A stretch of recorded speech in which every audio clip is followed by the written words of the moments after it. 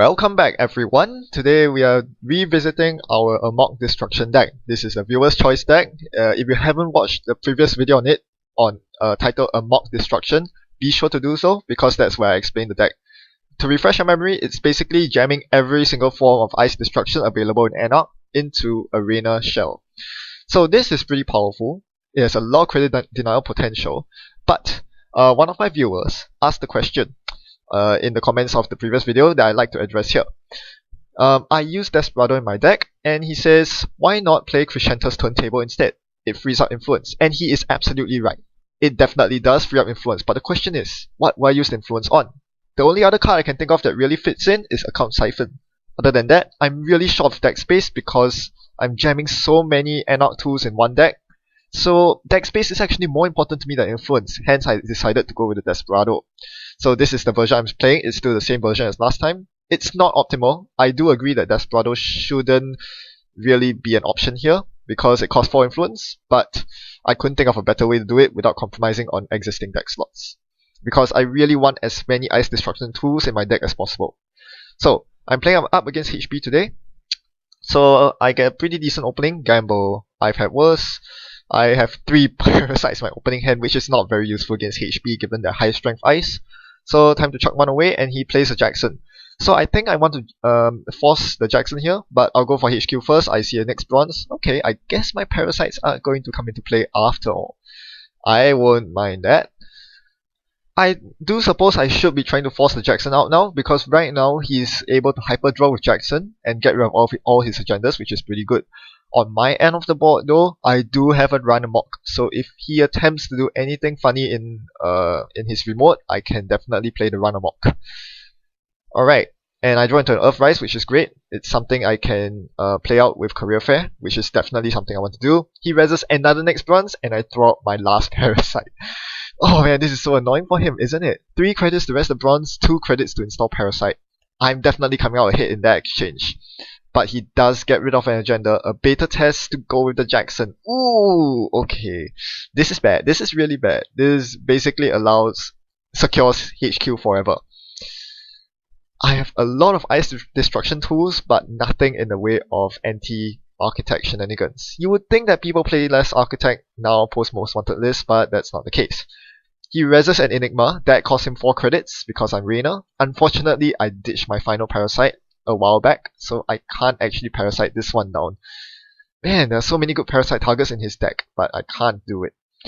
Alright, now time to pressure his other servers. He's only on 2 credits, he can't really res anything. I'm going to trash the Adonis for 1 credit with that Scrubber. That Scrubber will probably do a lot of work given that he's running asset economy. So this is pretty good. I'm getting decent card draw, but I'm very poor. But that's fine. As long as I can keep poking my head in his remote server, I should be fine. I do find a daily cast though, so instead of poking his remote, I decide to set up my casts.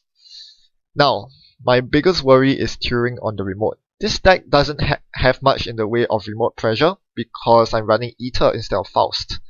So if he ever reses a Turing on the remote, I'm kind of in a bit of a pickle. Until I find my David, there's very little I can do about the Turing short of clicking through it. So again, I defer to setting up here because if I decide to run his remote and he reses the ice, I could be locked out forever. It could be like a wall of static which would completely lock me out until I find knifed. That is very undesirable. I cannot let him get free agendas. And of course I can't attack either of his centrals because I don't really have the appropriate cutlery or parasites yet. Fork deals with the sentry, but Architect cannot be trashed. So again, this is a big problem. I can only take it slow and set up from here. I draw into a Career Fair and KD Jones. Not optimal to use Career Fair and KD Jones since it only costs 2, but I don't really have a choice. I want to keep everything else in my hand. So I'm going to the setup phase here. Unfortunately, this means my opponent gets the setup. This is bad. I'm giving him 16 credits off the Eve. I should be trashing it for cheap with the Scrubber. So I'm going for his other asset here. It's a Adonis campaign. That goes in the bin. Not gonna let him have anything more than a single Eve. And I find the money to install the Ether. So that's pretty important because now I can actually start threatening things like Account Siphon, even though I'm not running it. Keyhole, even though I have no money to play it. This deck is so poor. Oh, I really need a Desperado. Yes, Yes, if I had Desperado installed, game would be much easier. Urgh. Well, not much you can do about that. Yeah, so that's what I really should be using my 8 influence on. Some form of money, account siphon or Desperado. Either way, it doesn't matter because I'm not seeing it. So, back to the game. He gets another remote setup. So this is not too bad for him, but he must still realize that I have a Xanadu out. So every single ice he's gonna res will cost him 2 more credits. That is such a pain when you're running next ice, isn't it? Alright. I really want to get 9 credits on KD, and that's exactly what I do here, but that means I'm forced to blow something away from my hand. So I decided to blow away the Utopia shard by making a successful run on HQ. Through the Architect with Ether, I cannot access, so I'm just getting the Utopia shard instead, and I immediately force him to discard 2 cards. Why? Because I know he's running Biotic Labor. There's a good chance he's probably holding a couple of them in hand. Don't want him to have it. Might not be the best idea because he might have a Jackson in his hand or on the board that I can't get to. But seeing that he's icing up archives, this tells me a lot. If your 6 senses are tingling here, there's a reason for that. With 2 eyes and archives, you can bet that I dispose at least one of his agendas, if not 2 in the bin, and there is no Jackson in sight. So I'm going to ignore archives here because he actually did something really smart. I can't really do anything about archives here. I can't access through archives if he has end the run eyes on there. So I'm just going to ignore archives and go for R&D instead, using the spoon to destroy the already res Enigma, since I found my spoon. So unfortunately I had to pay a very expensive price. That Ichi cost me a lot of clicks to get through, but I do anyway, and that's fine. He scores a Chronos Project! Now before I discuss how this dreadful Chronos Project impacts me, I want to talk about this seemingly minor play here that actually makes a huge difference. Since he spent a lot of time and money to score his Chronos Project, that leaves me an opening to trash his Eve, and I capitalize on it. With only 6 credits, he can't really res anything against me.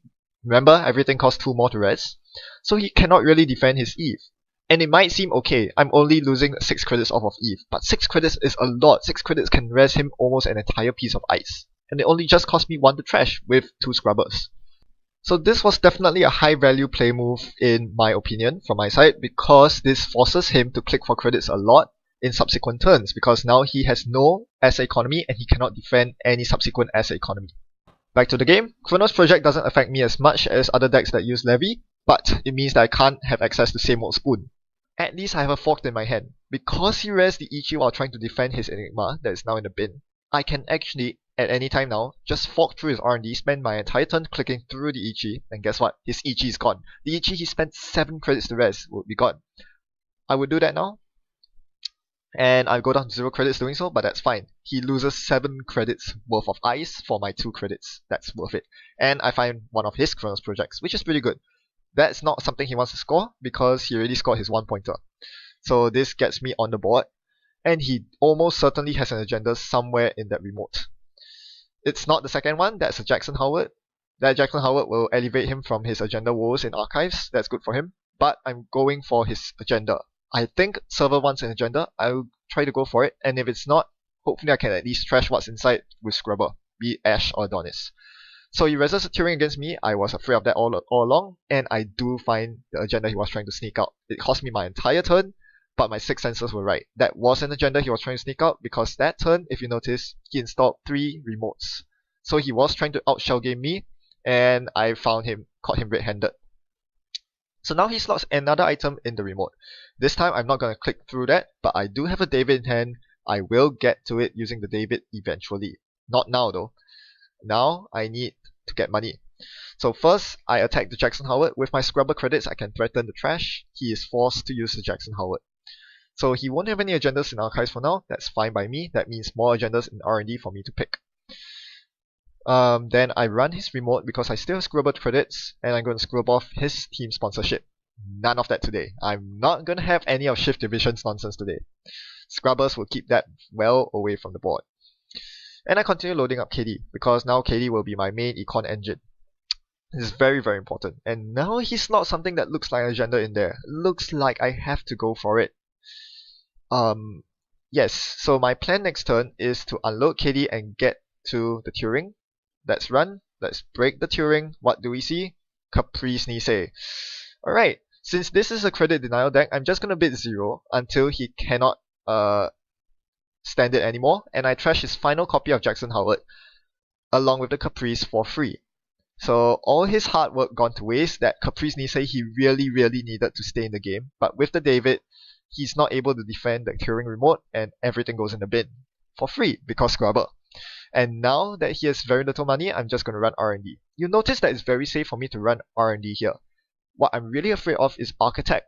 But as Reina with Xanadu, that costs 6 credits to res, he didn't have 6 credits. So as long as he's on 5 or fewer credits, I actually can run pretty safely. The worst that could hit me is an Eli or a Silver. Things that cost 3 to res normally would now cost 5. Well, once you reach the 6 credit mark, as he does here, it becomes a lot more scary because he can threaten things like Architect, yes, or Ichi even. Those are eyes that I do not want to face check. So again, because I spent most of my money last turn, I need to rebuild KD Jones, draw a couple of cards, and now that I've drawn into my spoon, I want to get rid of the Turing on the remote. It's gonna pose me a problem if he forces me into multiple remote runs, so I'm gonna unload. Do I unload here? It's only 3 credits. It's not a good idea, but I do so anyway, because I really need to ensure that I get past his first layer of ice. He spends 5 credits to res a wall of static. You heard me right, 5 credits. Cost me 2 to break. The wall of static, he is taxing me for 2 credits, which is good for him, but I do get to smash the Turing, and that allows me to continue on. Because he has so few credits now, I can safely keyhole him. Now, notice that Reina's ability will not take effect here because I've already used it on the wall of static, so he's able to rest the Silver for 4 credits. Unfortunate, because I haven't found my knifed, but that's fine. It's because I've been so diligent with destroying all his next dice, there's only 1 subroutine on the Silver. So I can actually conceivably just pay 1 credit each time to get past the Silver for the keyhole. So this is a very big problem for him now. He has to respect the keyhole threat.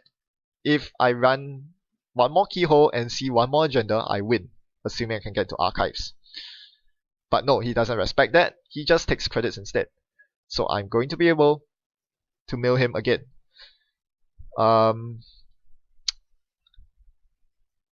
Let's see what I do here. Yes, I keyhole an ABT and I load up KT. I do plan to snipe all the agendas from archives next turn. But how, you might ask? How am I supposed to get into archives if he has end the run ice on it? And you might be able to guess. This is why I've been holding on to that card in my hand for the entire game. It's supposed to be used for attacking remotes, but it does fantastic on archives as well. It's something that I learned on the go. You don't realize it, but this is actually a very good way of getting through archives as an Eater Anarch. You run Amok archives. If they res and end the run against you, you jack out. Goodbye next runs. Nice knowing you. And I do the same thing again, just in case he can res and ice on archives, which is very unlikely given that he only has 2 credits to his name now.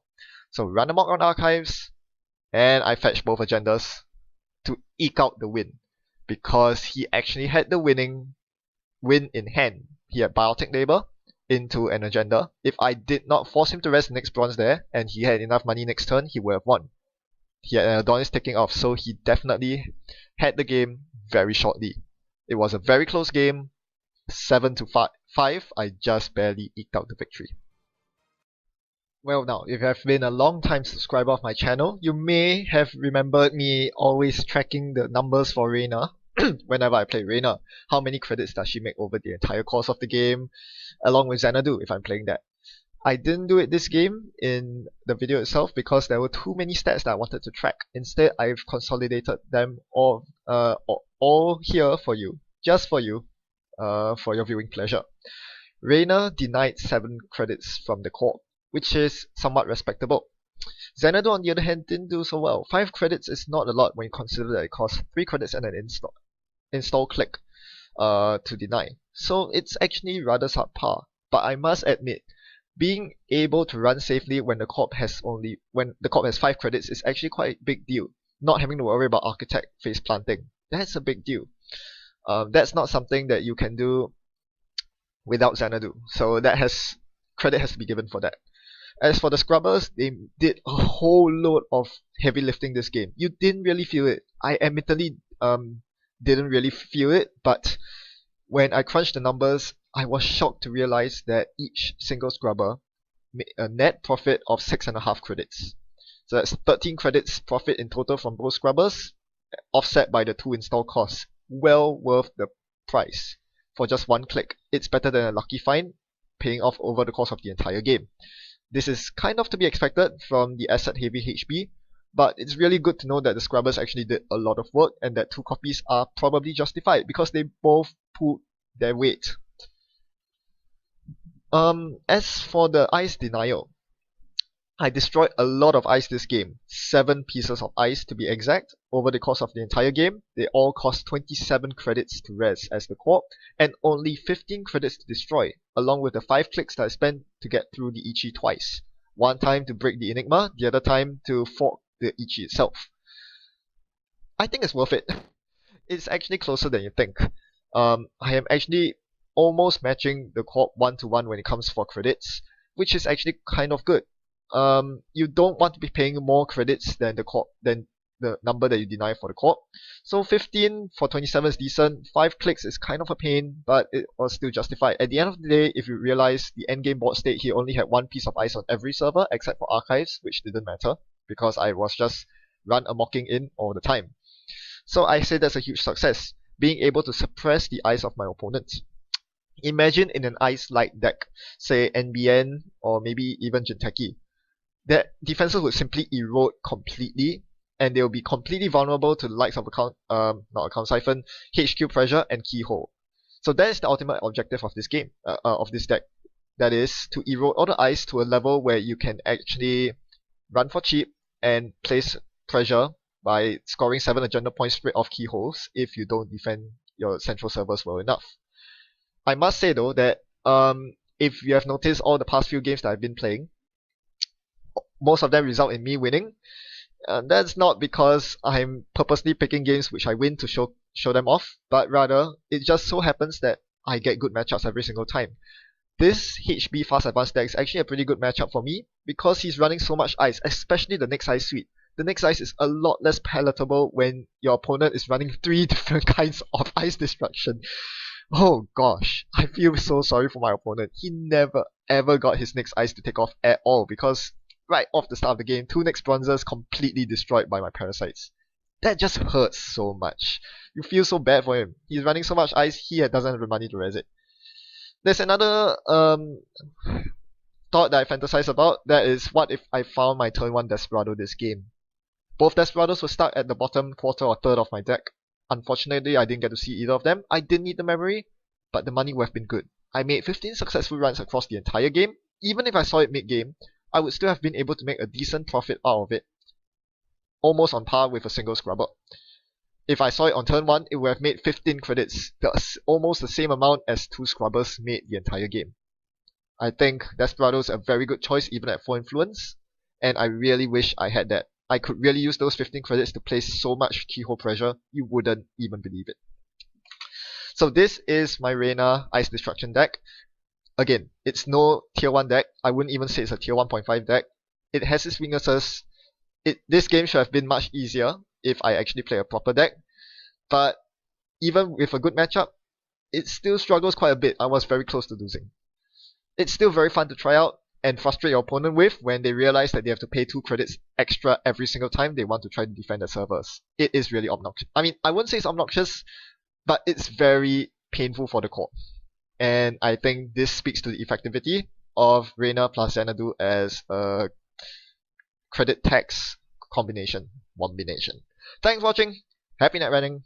Goodbye.